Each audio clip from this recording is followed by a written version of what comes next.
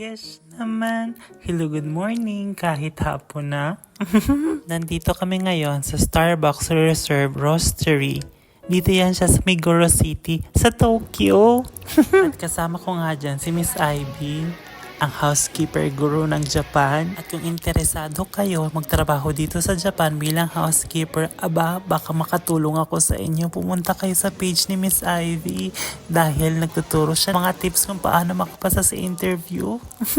Kaya i-go nyo na. As a simple reminder, kung pupunta nga kayo dyan sa Special Starbucks, may reservation pala siya. So, kailangan nyo muna i-scan yung barcode. Then, that's the time na bibigyan na kayo ng number nyo para makapasok kayo. So, depende sa dami ng tao. Kapag mas madami ang tao, mas matagal yung waiting time. So, ito na nga tayo sa pinakamagandang pamalakasan, ang free taste.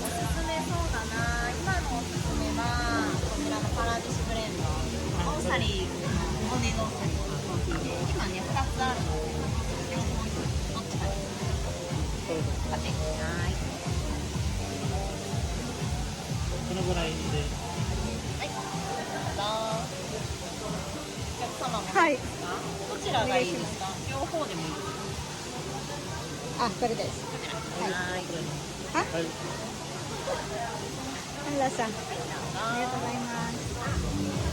So nag-wonder din ako kung anong pinagkaiba ng regular Starbucks dito sa Starbucks Reserve Roastery. Curious nga ako, so nagtanong nga ako sa staff dito sa Starbucks. So simple lang naman yung sagot sa akin ng Starbucks staff. Sabi niya, ang pinagkaiba daw ng regular Starbucks branch and the Reserve store is actually very simple lang. So they offer different types of coffee sa Reserve store.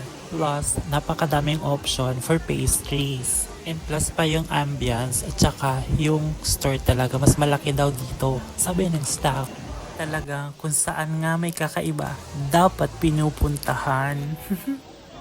Talagang dito sa Japan, ang daming mga paandar, lalo na sa Starbucks. Kaya, gora na!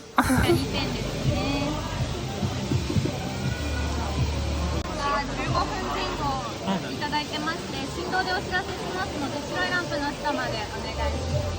白いランプ、大丈夫ですか？ありがとうございます。 Naalala ko talaga tuloy. Nung una-una pa ako nag-order sa Starbucks sa Pilipinas, ang hirap bigkasin ng mga pangalan. Tsaka bago ko i-orderin is kinakabisado ko muna at pinapractice ko.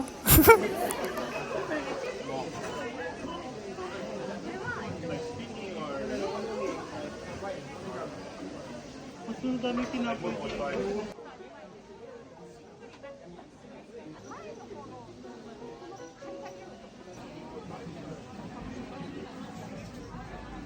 Nakakatuwa nga din dahil makikita mo talagang actual kung paano nila ginagawa yung tinapay.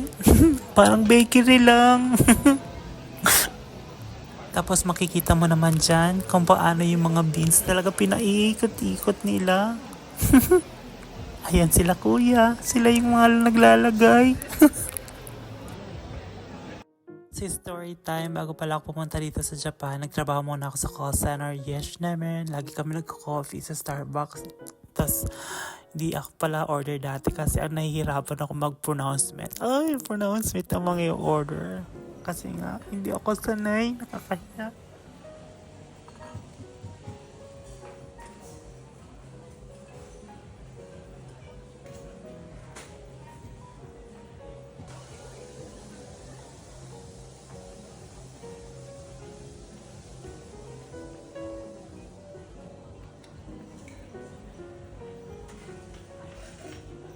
Kaya kung nagbabalak kayong pumunta dito sa Japan, mag-visit, mag-tour, puntahan nyo na tong Starbucks. Dito lang yan sa may Meguro City sa Tokyo. At ayan nga, napakadami din foreigner na nandyan. Actually, karamihan ng pumupunta dyan is mga foreigners. Yes naman.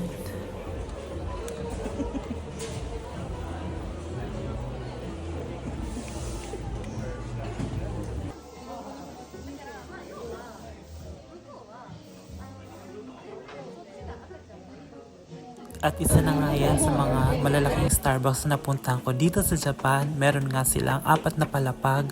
So every floor, nag-offer sila ng mga drinks, pastries na wala sa normal Starbucks branch. At dun nga kami sa pinakamataas, sa 4th floor. Naghagdan kami. Linaban namin ang hagdan. So yes naman.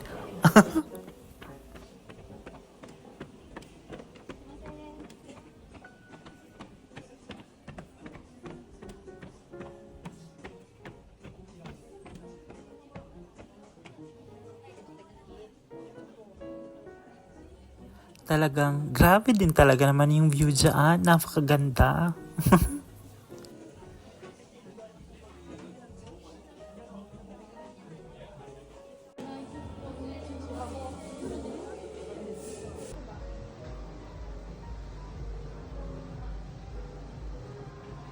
Tingnan niya yan. Nasa pang-apat na palapag kami nakakalula.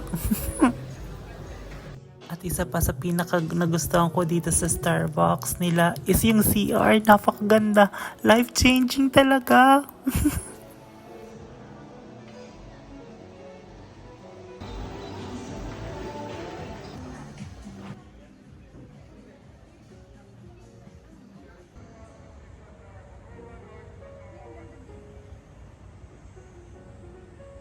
Kung dito rin naman kayo sa Tokyo, malapit mamamasyal, puntahan nyo na dahil highly recommended talaga to.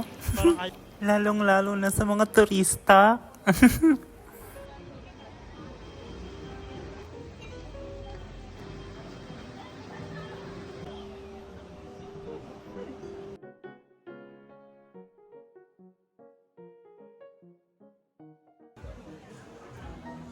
Madami ka rin pwedeng bilhin dyan, mga tumbler, mga souvenir, mga coffee na pwede mo pampasalubong sa mga kapamilya mo. Kaya, punta kayo dito. Yes na rin. So yan lamang po, sana nag-enjoy kayo sa aking mini vlog. Yes naman. So always remember, happy lang, masaya lang, good vibes lang. Huwag nyo masyadong dibdibin. May likod ka pa. See you on my next vlog. Article ba? Yes naman. So hindi pa nga ito tapos. Char lang yun. So meron pa tayong konting mahalaga. Yes naman. So mga pupunta pala dyan, ilaban nyo na, and then nandito pala yung barcode, i-scan nyo to bago kayo pumunta para hindi na kayo mag-wait ng napakatagal. Ayan, i-zoom nyo na lang, i-edit nyo na lang, ganon, then assess nyo, then pumunta muna kami sa Starbucks, ay hindi pala, sa Don Quixote. Pumunta muna kami, bila ko ng favorite kong chocolate kasi nga, nagwe-wait pa kami ng aming turn. So ayan, so after namin pumunta ng Starbucks, yun lamang. So, uwian na. Maraming salamat sa panood ng aking vlog. I love you all. Salamat and everything. Himwe. Bye.